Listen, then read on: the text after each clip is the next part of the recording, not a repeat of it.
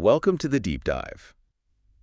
Today we're diving into something that really affects us all, in ways both big and small. Emotional resilience. Hmm. Because let's face it, life isn't always smooth sailing.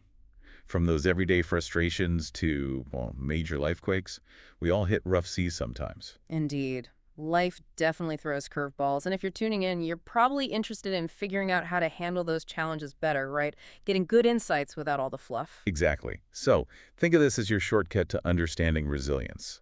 We've really dug into building emotional resilience in the face of adversity from Self-Sensei. Good source. Yeah, and our mission today is to pull out those actionable strategies, the stuff that can actually make a difference for you, the sort of aha moments, without getting bogged down. Sounds good. Let's do it. Okay, let's unpack this. What is emotional resilience exactly? Like, what are we talking about? Well, the American Psychological Association, the APA, they define it as basically adapting successfully when things get tough.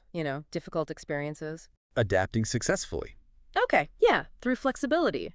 Mental, emotional, and behavioral flexibility. Right. So it's not about just not feeling bad, because everyone feels bad sometimes. Precisely. That's a key point the source makes.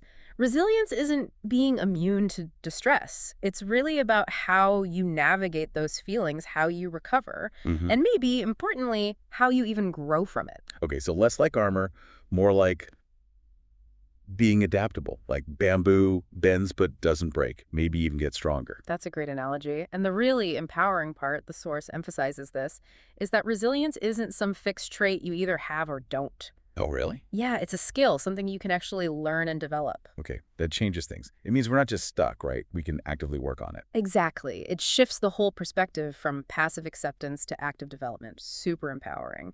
And the potential benefits, they go beyond just coping. Well, the article points out that handling adversity with resilience can actually spur personal growth. Maybe you get clearer on what matters. Your relationships might get stronger. Huh, interesting. Yeah, you can build inner strength, maybe deepen your sense of spirituality or purpose, and even, appreciate the good times more. A deeper appreciation for life. I Yeah. like that framing. Okay, so the article also talks about adversity itself. It's universal, obviously. Right. Adversity is just hardship, difficulty, misfortune. But the key thing the article notes is how subjective it is. Subjective. How so? Well, what feels like a minor hassle to one person could be a massive setback for someone else. Yeah, totally. Like spilling coffee versus losing your job. Very different scales. Exactly. But regardless of the scale, that need for resilience, it's constant. Everyone needs it. Makes sense. And the source also says something interesting, that going through this hard stuff can actually trigger positive change. Seems counterintuitive. It can seem that way, but think about it. Navigating difficulties can force you to find strengths you didn't know you had. Okay, yeah. You develop new ways of coping, and that makes you more resilient down the road. The article actually breaks down adversity into different types, which is helpful. Right, let's touch on those quickly.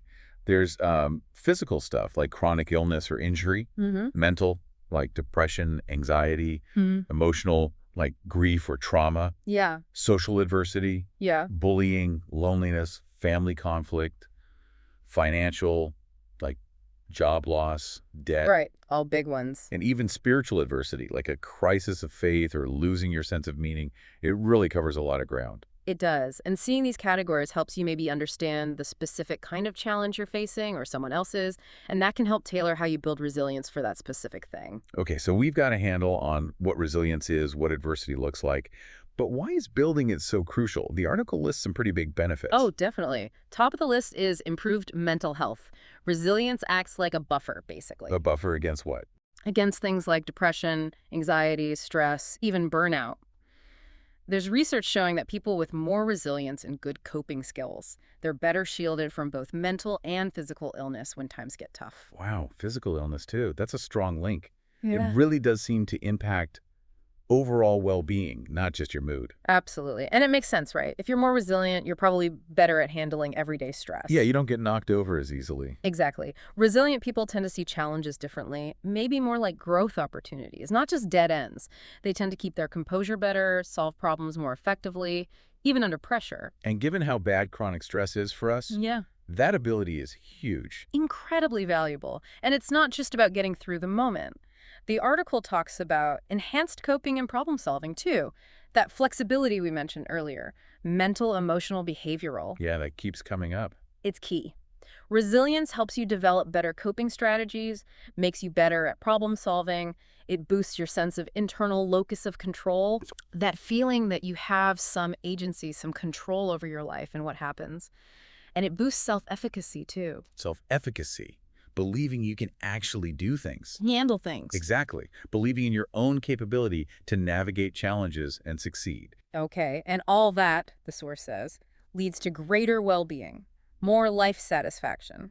Yeah, even when things are tough, resilient folks tend to report more happiness and find more meaning in their experiences. That's powerful. And you mentioned growth earlier. There's this idea of post-traumatic growth. Yes, that's fascinating. It suggests that after trauma, some people don't just recover, they experience positive psychological shifts. Like what kind of shifts? Things like increased personal strength, maybe realizing how capable they are, a greater appreciation for life, maybe even stronger relationships or new perspectives. So finding strength through the struggle. And the benefits keep stacking up. Better physical health, more success in life.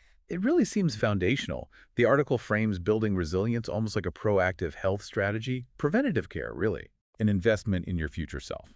I like that. Mm. Okay, so how do we do it? How do we actually build this stuff? The article talks about core pillars. Right. It divides them into internal factors and external factors. Okay, internal first. Internal is about how you view and engage with the world, your mindset, basically. Optimism, hope, cognitive flexibility. Cognitive flexibility, being able to shift your thinking. Exactly. Adapt your thinking. Also, having a positive view of yourself, being good at problem solving, and being able to regulate your emotions. These internal things really shape how you respond when adversity hits. Makes sense. The article also briefly mentions biology, like our stress response systems. That plays a role too, our kind of baseline reactivity. Right, nature, nurture. So what about external factors? It sounds like things we might have more control over. Often, yes. A huge one is the availability and quality of your social support. Strong connections, family, friends, community. Quality over quantity, I mean. Yes, the article really stresses that. Depth matters more than just numbers. And then there are your specific coping strategies, the actual actions you take, being proactive, learning from experience, having different tools in your toolbox. So it's this mix, this interplay between what's going on inside us and the support and resources we have outside. Exactly. It's dynamic. And it's not like you're either resilient or you're not, full stop. Wow. Yeah, it's context dependent. You might feel really resilient dealing with work stress, but less so with, say, a health issue. And it ebbs and flows over time. So building resilience isn't a one-and-done thing. It's an ongoing journey. Precisely. An ongoing process. Okay, let's get practical then. Actionable strategies. Yeah. How do we strengthen this? The article starts with mindset, cultivating a resilient mindset. Yes. And a huge piece of that is perspective. Practicing optimism and hope. Which doesn't mean ignoring the bad stuff, right? Not at all. It means believing in your ability to cope, believing that positive outcomes are possible. And tied to that is positive self-talk, consciously challenging those negative inner voices. Replacing them with something more balanced. Yeah, or even just neutral. The article mentions a cool technique. Shift into neutral. Acknowledge the stress, don't catastrophize, just remind yourself, okay, I can deal with this. I like that. I can deal with this. Mm. Simple mantras too, like this too shall pass, can help. Yeah. They really can offer perspective. And another big mindset piece is cognitive restructuring. Okay, sounds technical. What is it? It's basically identifying your negative thought patterns, those automatic negative thoughts, or ANTs. ANTs, like little pests in your brain. Kind of, and then learning to question them, reframe them more realistically.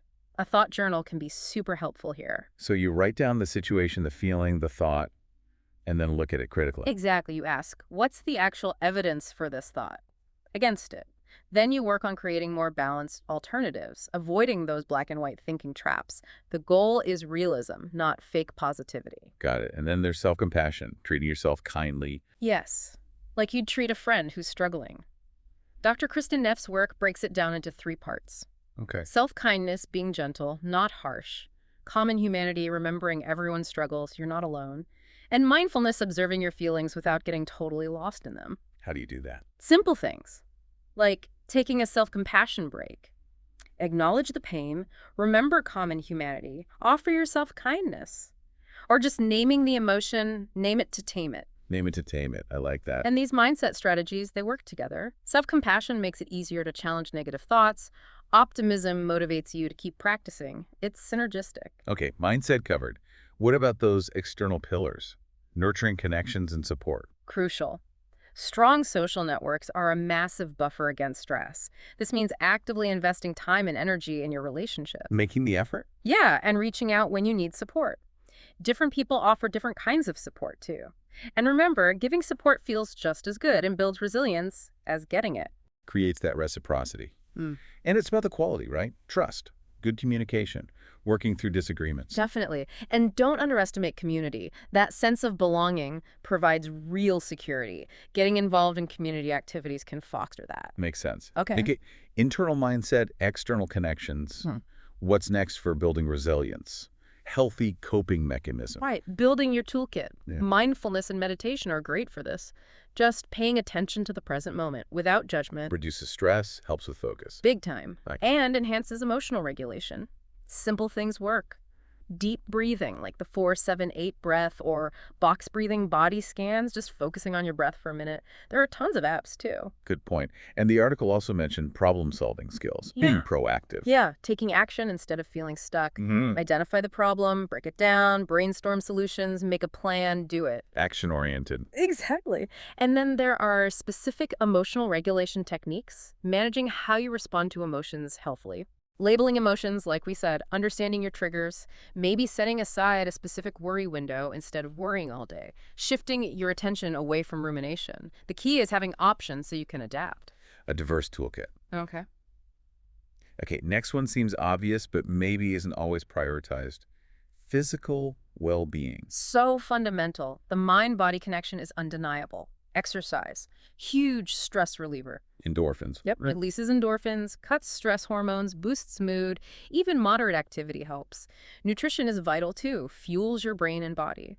Avoiding using substances to cope is part of this. Right. And sleep. Absolutely essential. For stress management, emotional regulation, thinking clearly, chronic lack of sleep tanks your resilience. Good sleep hygiene is key. Basically, physical self-care isn't optional, it's foundational for coping psychologically. Foundational. Okay. And the last big strategy area, finding meaning and purpose. Yeah, this provides that bigger why. Setting realistic, meaningful goals gives you direction, a sense of accomplishment, control, boosts self-esteem. Smart goals. Specific, measurable. Attainable, relevant, time-bound. Yeah, that framework helps.